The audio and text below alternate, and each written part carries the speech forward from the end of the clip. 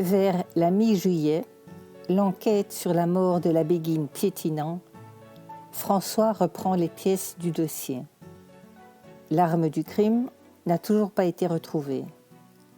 Se souvenant des propos de Marie, l'enseignante dynamique selon lesquels Barbara et Clotilde auraient eu un conflit au début de l'année scolaire, l'inspecteur retourne interroger la maîtresse de l'école.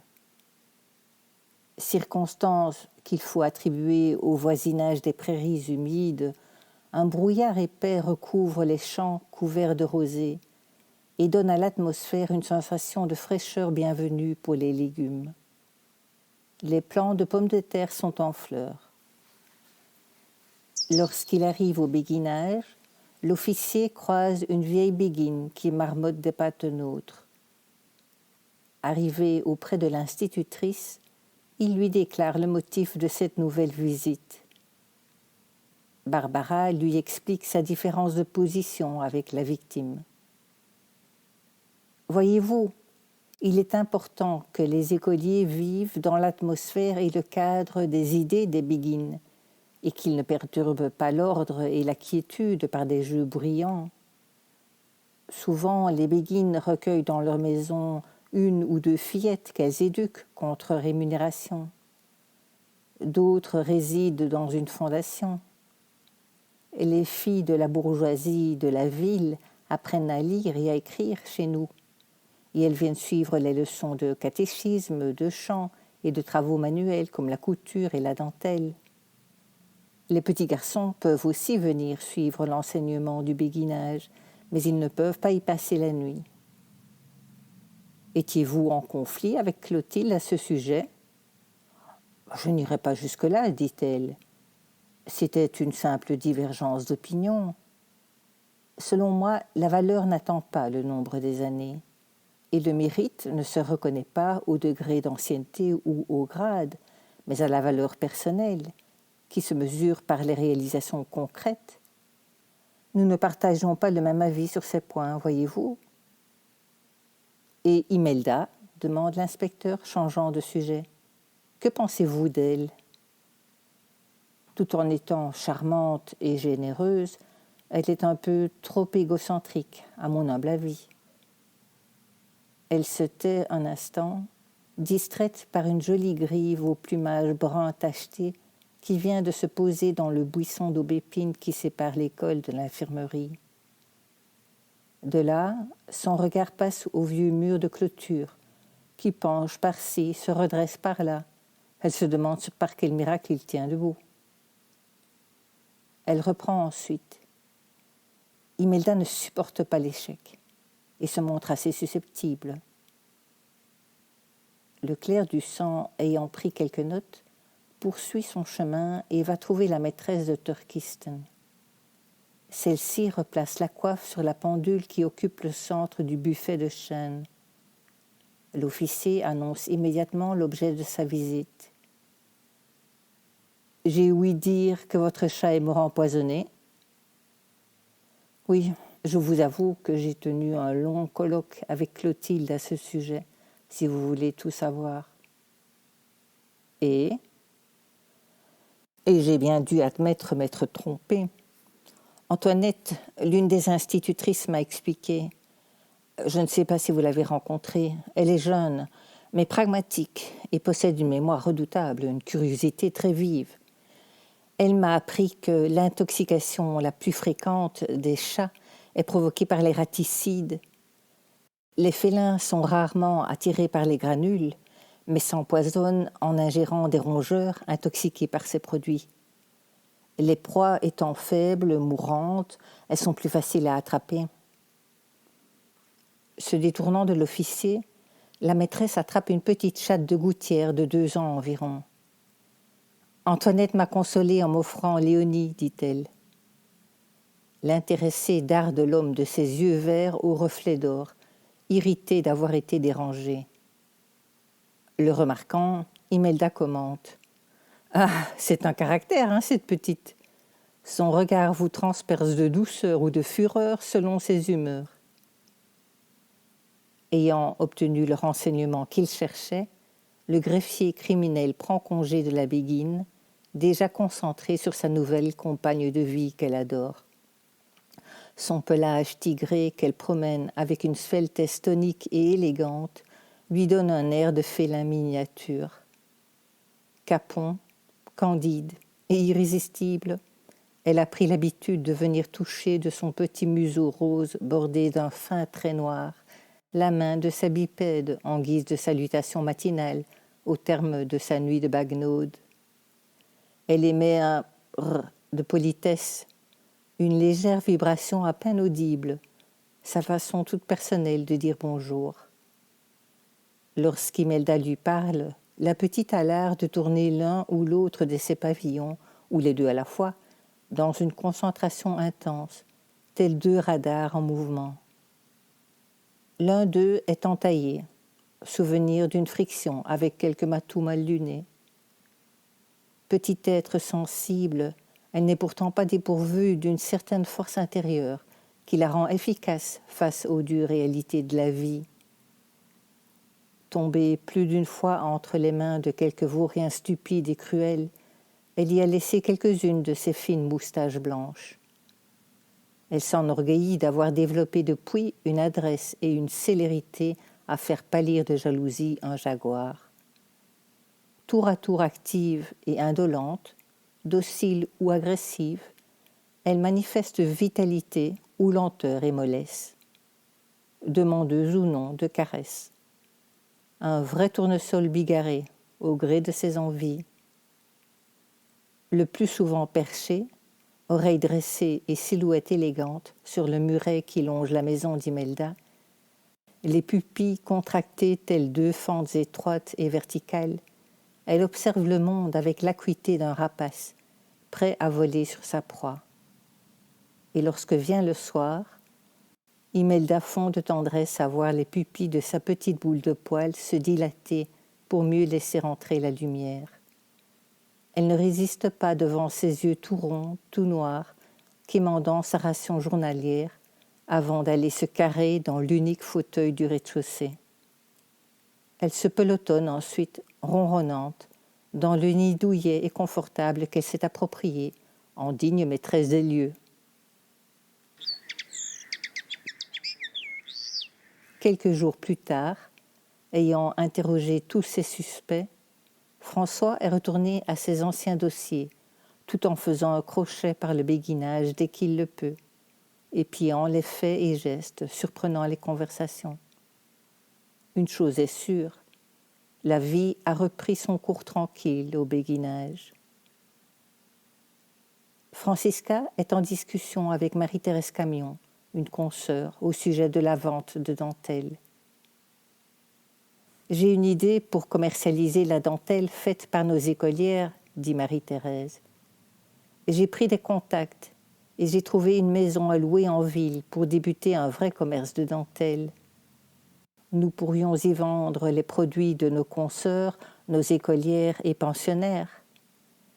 Et plus tard, si cela marche bien, nous pourrons envisager d'opérer à une plus grande échelle. J'ai déjà trouvé des débouchés dans des villes étrangères, même éloignées. »« Je pensais te proposer de m'accompagner à Anvers, dit Francisca. La béguine flamande voudrait rendre visite à sa famille pendant que la Camion approfondirait ses contacts pour la vente de la dentelle à Anvers. Le transport des voyageurs de Bruxelles à Anvers et vice-versa s'opère au-delà de Willebroek au moyen de ou grandes barques. Comme la navigation sur le Rüppel et l'Escaut offre des dangers, et que les ont plusieurs fois fait naufrage, coûtant la vie à 1747 personnes en 2 siècles, on a résolu de construire une chaussée de baume à Anvers. La ville a exproprié les terrains nécessaires et a établi des pontons pour porter les voyageurs de Willebroek à Boom, où les attendent les diligences. 2 départs sont organisés par jour pour Anvers, et le trajet se fait en 6 heures. Pour faciliter l'acclimatation de Jeanne au béguinage, Claire a pensé la confier, ainsi qu'Angèle, à Eulalie, et les envoie toutes trois prier Notre-Dame au rouge pour sauver l'une des vieilles béguines de l'infirmerie. À cette annonce, Jeanne fait la moue. « Eh bien, cache ta joie, dit ironiquement Eulalie. « Pourquoi cette chapelle-là » rétorque l'intéressé, pas du tout intimidé par la bigote. « On invoque la statue de Notre-Dame au rouge contre la scarlatine et les hémorragies. » À peine se sont-elles mises en route que la petite demande « C'est loin ?»« Non, c'est à la rue d'Anderlecht, à 15 minutes d'ici. » En chemin, Eulalie explique. C'est la chapelle de Notre-Dame-sur-Seine, mais tout le monde l'appelle Notre-Dame au rouge. Et encore, c'est la traduction du nom On the Lieve of Roten Road, qui lui-même est une corruption de On the Lieve of Roten Rad, Notre-Dame au bon conseil. Tu verras, elle est très belle.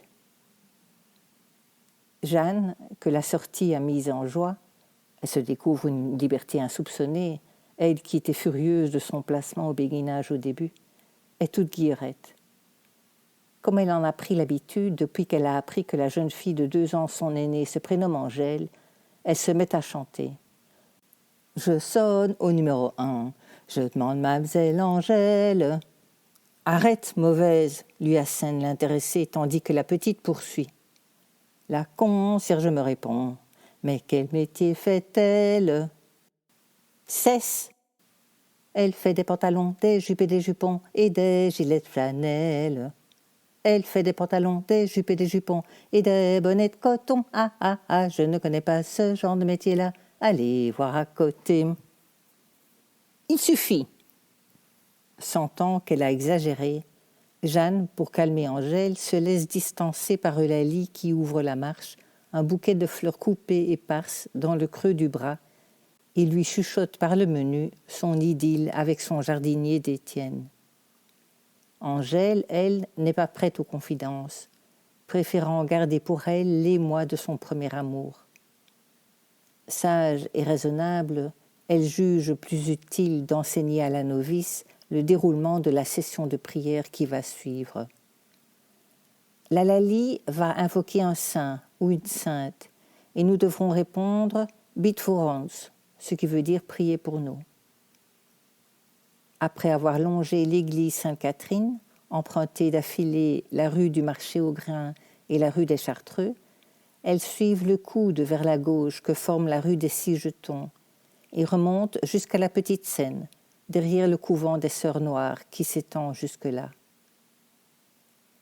Cette étroite impasse longeant la Petite Seynette, en direction de la rue de Saint-Christophe, commente Eulalie, s'appelait jadis le chemin conduisant au verger de Dame Mathilde, car la grande maison lui appartenait, ainsi que le verger s'étendant jusqu'à la rivière, les pêcheries, les cours d'eau, les colombiers, le jardin de cygne bordé par le fossé. Jeanne, qui a l'impression d'être en excursion en pleine campagne, ne peut cacher son alacrité.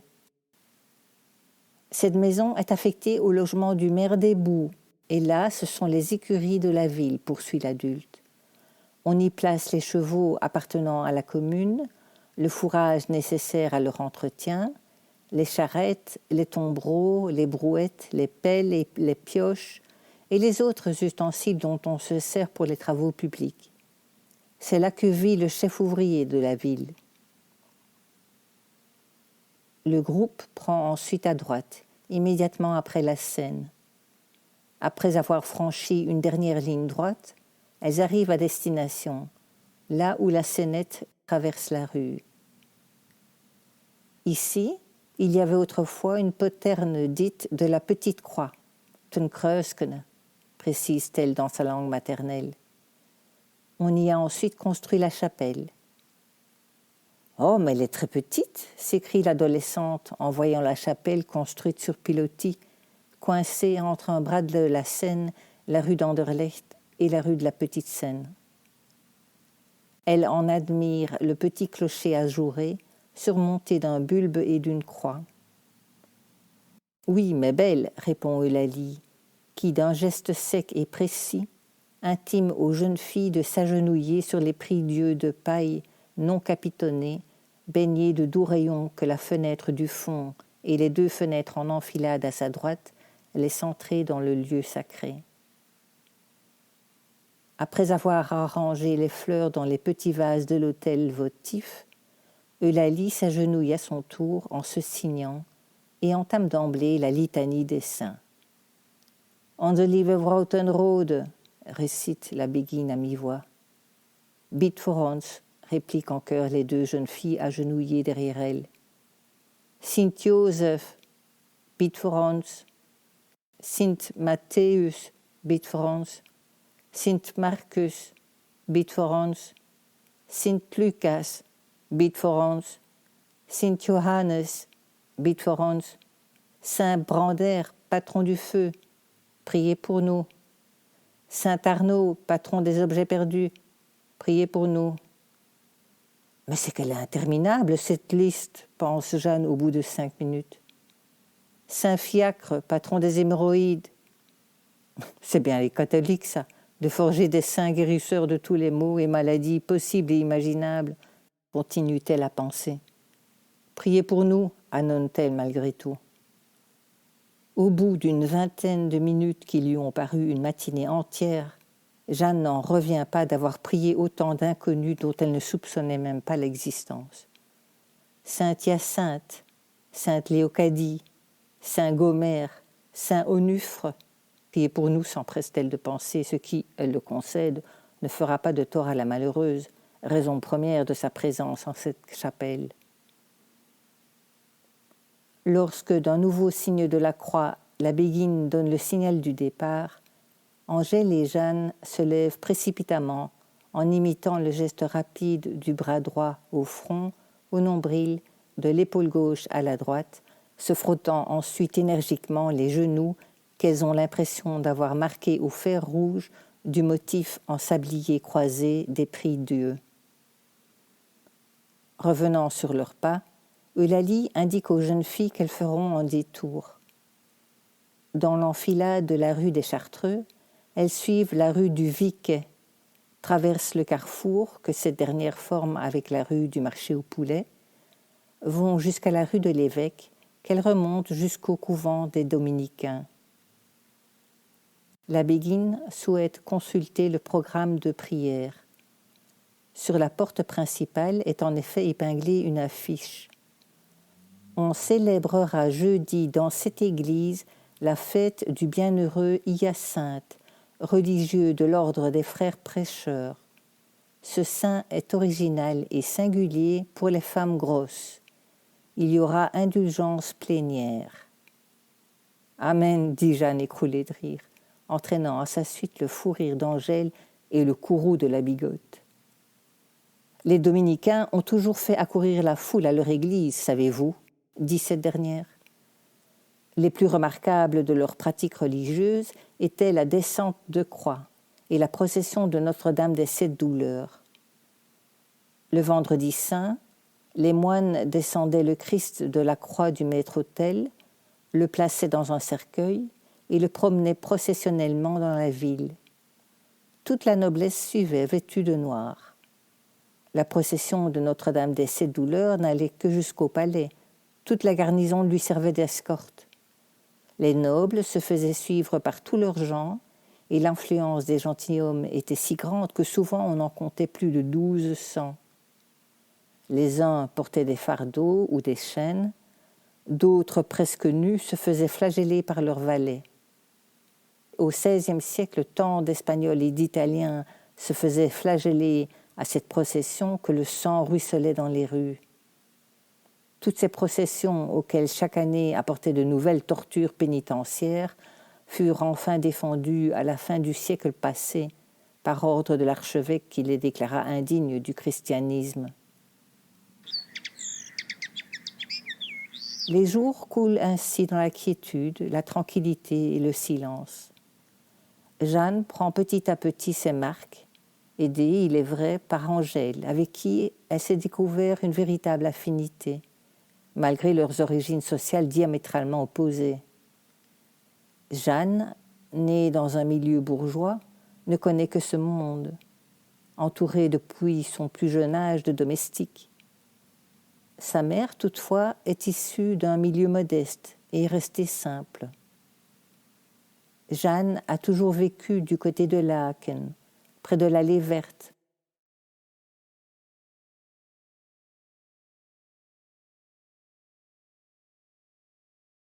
Où elle adorait se promener le dimanche avec ses parents pour s'imprégner de l'animation, voir les calèches, les gracieuses toilettes offrant un coup d'œil ravissant. Les rentiers se promenaient au soleil, en donnant le bras aux dames au frais visage qui viennent s'y épanouir. Les enfants dérangeaient le bel ordre des couples avec leurs cerceaux et leurs ballons. Lorsqu'elle y repense, elle a tendance à se couper du monde, à se replier sur elle-même avec nostalgie, à se poser des questions existentielles. Dans ces moments, seule Angèle réussit à la faire sortir de sa bulle. Ambivalente, Jeanne est à la fois plutôt discrète et très sociable. Effacée, elle suit son chemin sans se faire remarquer, mais elle est aussi spontanée, pleine de vitalité, dynamique, et toujours prête à rendre service. Angèle l'a d'emblée trouvée affectueuse, attachante, et a vu en elle la parfaite confidente, car, coquette et raffinée, elle apprécie les bijoux de prix ou les vêtements luxueux, d'autant plus qu'ils sont hors de sa portée. Orpheline, Angèle a dû travailler très jeune pour subvenir à ses besoins et a heureusement été recueillie par Constance pour l'aider au ménage, après avoir connu quelques familles d'accueil. C'est qu'elle ne manque pas de courage. Et si parfois elle passe pour une personne orgueilleuse, c'est sa façon de cacher ses blessures d'enfance. En réalité, Angèle se croit orpheline. Elle n'a jamais connu son père et a été abandonnée à l'âge de 6 mois par sa mère qu'il a eue à 16 ans. Elle est extravertie, sociable, aime le contact, recherche l'association et la coopération avec les autres jeunes, car elle a un sens aigu de l'amitié. Elle est d'ailleurs démonstrative, affectueuse, fidèle et loyale, mais possessive et entière, facilement jalouse et susceptible. Elle est douée pour le conseil, et Jeanne tend à rechercher son appui et son réconfort, ce qui lui plaît d'ailleurs, car elle possède des facultés d'écoute et peut se montrer fine psychologue. La semaine étant réservée aux activités professionnelles et quotidiennes, le dimanche à l'Eucharistie et autres cérémonies, le samedi est le jour de relâche. Les béguines en profitent pour aller en ville faire quelques emplettes, rendre visite à la famille ou tout simplement se promener. Chaque semaine, Angèle emmène la petite Jeanne dans l'un ou l'autre couvent où elle joue avec les gamines, notamment au domino, un jeu amené par une novice d'Italie, aux cartes ou aux jeux de loi. Angèle, toujours prête à amuser son entourage, raconte une blague sur le ton d'une messe basse. Janineke is aan het wandelen. Ze komt een pastoor tegen. Dag Janine, zegt hem, ik herken haar. Ik heb eigenlijk getrouwd met haar man, hè? Ja, het is juist, 4 jaar geleden, antwoordt ze. En, vroeg de pastoor, heb je al kadijen? Nee, we proberen al lang, maar toen komt er niks van voes.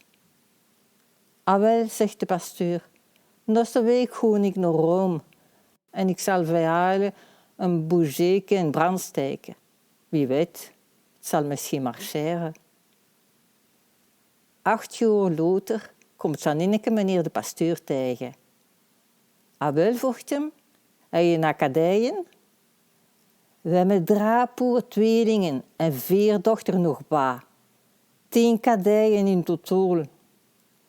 Oei, proficiat, zegt de pastoor.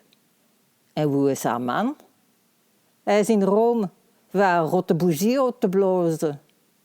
Peu familiarisée avec le bruxellois flamand, demande à Angèle de la raconter en français. L'adolescente, ravie d'être le centre de l'attention, ne se fait pas prier. Janine se balade et rencontre un prêtre. « Bonjour Janine, dit-il, je te reconnais. Je vous ai mariée, toi et ton homme, n'est-ce pas ?»« Oui, c'est juste, il y a 2 ans, répond-elle. Et, demande le pasteur, vous avez déjà des enfants? Non, nous essayons depuis longtemps, mais en vain. Eh bien, dit le curé, je vais la semaine prochaine à Rome et j'allumerai une bougie pour vous. Qui sait, ça va peut-être marcher. 8 ans plus tard, Janine rencontre le prêtre. Alors, demande-t-il, vous avez des enfants maintenant? Nous avons 3 paires de jumeaux, plus 4 filles, 10 enfants au total. Oui, félicitations, dit le curé. Et où est ton mari? Il est à Rome, il est allé éteindre cette foutue bougie. Agathe, la maman de Thérèse, emmène ses enfants promener dans les champs derrière le béguinage. Le champ de feu le père Camille sent bon le foin coupé depuis que le fils a repris les activités. Chaque fois qu'elle s'y rend, elle ne peut s'empêcher de repenser à l'affreuse mort du paysan flamand. Le maire des Boues, chargé de nettoyer les égouts et de transporter les boues à l'extérieur de la ville, arrivait avec sa cargaison. Il approchait du dépôt des immondices lorsque le sinistre accident est arrivé. Le cheval est devenu fou, totalement incontrôlable, et a tué le pauvre homme d'une violente et brutale ruade. Elle tient d'une main la menotte de sa petite dernière et de l'autre celle de Pierre Odilon, volontiers jaloux. Devant marchent Thérèse et Charles Hubert. Ce dernier balance vigoureusement le bras de sa sœur vers l'avant, vers l'arrière. D'habitude, cela fait rire aux éclats la petite dernière, mais aujourd'hui la piotote est fatiguée et réclame les bras de sa maman. Marie, la petite boulotte aux cheveux bouclés, a rejoint l'atelier couture et broderie. Elle rêve d'harmonie et d'amour et est toujours en quête de perfection. Elle recherche la paix et se montre conciliante et de bonne volonté pour maintenir des rapports agréables avec ses proches, même si elle n'est pas toujours très tolérante. Une après-midi par semaine, le samedi, elle va aider au couvent des drapières. En cousant consciencieusement de petits points réguliers sur des mètres et des mètres de ruban, elle se détend et pense soudain « Ce serait quand même bien de construire une machine pour faire ces coutures interminables », lançant à son insu une première idée dans l'univers. La contemplation, le recueillement étant propices à la créativité et à l'émergence de nouvelles idées. Francisca, la dentelière, elle, y rejoint son amie de toujours, Cornélie, qu'elle observe penchée sur un ouvrage. Une longue tige kaki de petits points réguliers se ramifiant en 3 branches, chacune d'elles aboutissant à une fleur papillonacée anis. « Oh, c'est joli !» s'exclame-t-elle en passant les doigts sur le tissu de percale. En y regardant de plus près, elle a vu les minces fils argentées figurant les sépales du calice. Et c'est pour quel usage? Une thé d'oreiller. N'étant ni l'une ni l'autre très bavardes, elles se taisent, l'une plongée dans sa broderie, l'autre dans ses souvenirs. L'oreiller a fait ressurgir dans l'esprit de Francisca quelques réminiscences croustillantes de sa relation adultère avec Germain. C'est au travers de ses contacts avec le monde extérieur, puisqu'elle gère le commerce de dentelle, qu'elle a rencontré son amant marié. Il s'était présenté à elle comme un homme fidèle, capable de vivre un grand amour à la fois, passionné et tranquille. Il disait chercher à construire un foyer dont il aurait apprécié la tranquillité, la paix et la douce sécurité. En effet, la vie affective est importante pour lui, ainsi que la création d'un havre de paix, et il est prêt à donner beaucoup de lui-même pour que l'harmonie règne. Elle a vu en lui un homme bon, tranquille, serviable, qui n'hésite pas à partager les tâches ménagères. Germain déteste ce qui est artificiel ou léger et, en homme stable, recherche la sécurité, notamment sur un plan financier, d'où une nette tendance à l'économie. Rien d'étonnant à ce que Francisca ait vu en lui un homme à épouser. Imelda, quant à elle, se rend au couvent des pauvres clercs. Sa petite nièce, Petronella Buyens, y fait ce jour sa profession. À l'occasion de ce genre d'événement, Les membres de la famille de la novice rédigent souvent des poèmes de circonstance, avec un chant et un chronogramme. On y loue les vertus que les religieuses doivent présenter. La novice ayant pris l'habit au cours d'une cérémonie et ayant prononcé ses vœux, elle est devenue membre à part entière de la communauté. La profession même a eu lieu en présence de toute la communauté et de la famille, conviée ensuite à un repas festif, au cours duquel les frères ou sœurs déclament les poèmes. Jij, bruid Buyens, wordt vandaag arme-klaar is in Brussel. Toi, fiancé Buyens, deviens ce jour une pauvre Claire à Bruxelles, commence à déclamer l'aîné de ses frères avant de partir dans une envolée lyrique de son cru. Ah, que l'amour d'un Dieu est adroit et puissant, lorsqu'il a résolu de se rendre l'amant, d'un cœur à qui le siège a donné l'avantage, des charmes très puissants qu'il donne pour partage, à la jeunesse aimable et pleine de vigueur, qui peut par ses regards attirer un grand cœur, que des dards enflammés il jette avec adresse, 1000 doux entretiens se mêlent à ses tendresses, et il vient doucement, sans qu'on s'en aperçoit, engager et ranger un cœur sous ses lois. Et quoique très souvent on lui fait résistance, cet amant passionné par sa persévérance redouble fréquemment ses regards amoureux, environnant ce cœur de 1000 aimables feux. Et il lui fait goûter les attraits de sa grâce, un rayon de clarté rejaillit de sa face, et porte du fond du cœur de cet objet aimé des sentiments si forts et si bien ordonnés, qu'elle ne veut plus voir ce qui touche la terre. Elle a d'autres desseins, elle ne veut plus craire. Les nymphes enchanteuses qui veulent la toucher, par leurs attraits flatteurs prétendent la tromper. Le cœur de Petronella est un fort invincible, aux vanités du monde il se rend insensible. Quittant avec courage père, mère, frère et sœur, qu'elle aime, qu'elle estime plus que son propre cœur. Elle rompt les liens qui l'attachoient au monde pour s'unir au Seigneur de la terre et de l'onde. Tout lui paroît fort peu, elle n'estime rien, elle ne veut chérir que son souverain bien. Heureuse Petronella, que vous aurez de gloire d'avoir su remporter une illustre victoire. Mais ce très cher époux se cache quelquefois pour voir si son épouse veut bien porter sa croix. Et trouvant que son cœur est constant et fidèle, il revient de nouveau habiter avec elle. Que vous trouverez, Petronella, en cet heureux retour, le repos, les douceurs de vos chastes amours. Le généreux vainqueur, après cette victoire, parmi tout l'univers publiera votre gloire.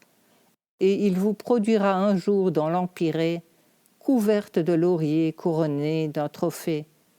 Que votre sort est doux, qu'il est digne d'envie, il vous rendra heureuse à la mort en la vie. Tous ces moments seront pleins de charme et d'appât, vous le connoîtrez mieux à l'heure du trépas. Lorsque les bienheureux chanteront vos louanges et viendront vous placer parmi les chœurs des anges. Cependant, agréez qu'on vous dise, ma sœur, que vous faites aujourd'hui de votre aimable cœur un autel des parfums où vos amours reposent, environné de lys, de jasmin et de roses, et que votre courage pour suivre la vertu vont rendre bien des cœurs jaloux et confus. Le 19 de juillet, par Charles, Joseph et Guidon, vos frères. Le frère distribue ensuite aux convives le chronographe portant le poème déclamé, suivi de la courte intention de prière que peut ainsi formuler l'assistance en chœur. Que l'épouse Petronella vive, que Jésus a choisie, prions tous qu'il réjouisse son cœur tout le temps de sa vie. Et pour mettre fin à l'émoi de la mère qui a versé sa petite larme, le Charles entonne vigoureusement une chanson de table et initie la fête. Ah, le bon vin que le Seigneur nous donne, qu'il rend nos cœurs et joyeux et contents. Buvons-en tous, car la fête leur donne, il faut toujours s'accommoder au temps. En rentrant au béguinage, Imelda croise Angèle et Mathieu, s'embrassant fougueusement, feignant l'un comme l'autre de ne pas la voir. Le jeune livreur a donné rendez-vous à Angèle, une demi-heure avant la tombée de la nuit, dans le cul-de-sac du jardin de l'Arbalète, le petit chemin de terre qui mène de la rue de Laeken au couvent des pauvres clercs. Il lui lit un menuet. « Non, toujours dire non, qui vous rend donc si farouche? Quoi, le plus tendre amour est sans retour? Vous rougissez et vos yeux sont baissés, vous me repoussez. Pouvez-vous me haïr, d'où vient ce soupir? Un feu tel que le mien, cruel, n'a donc rien qui vous touche, mais quel trouble charmant, le cœur dément votre bouche. Ne me résistez plus que d'heureux moments perdus. Viens, viens, tu pleures, mais dans tes larmes l'amour trempe ses armes. Je te vois hésiter, ne crains rien. Viens, viens, banni des vaines alarmes. Tu peux combler mes yeux, nous sommes loin des fâcheux.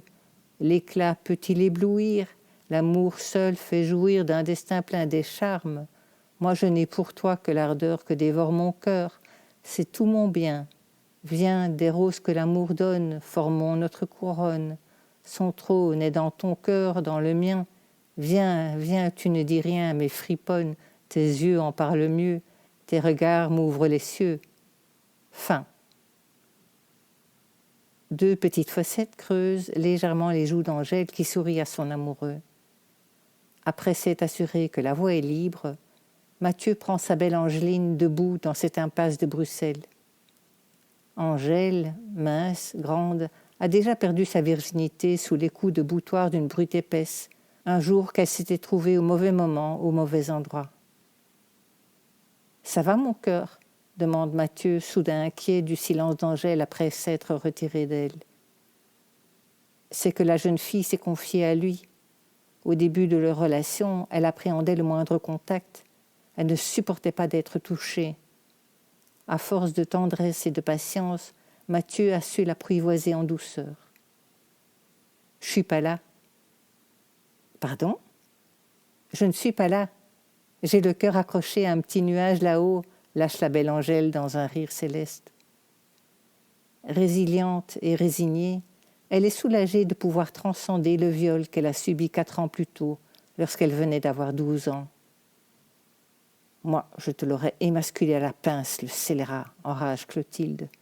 Il ne s'en serait pas sorti les brennettes.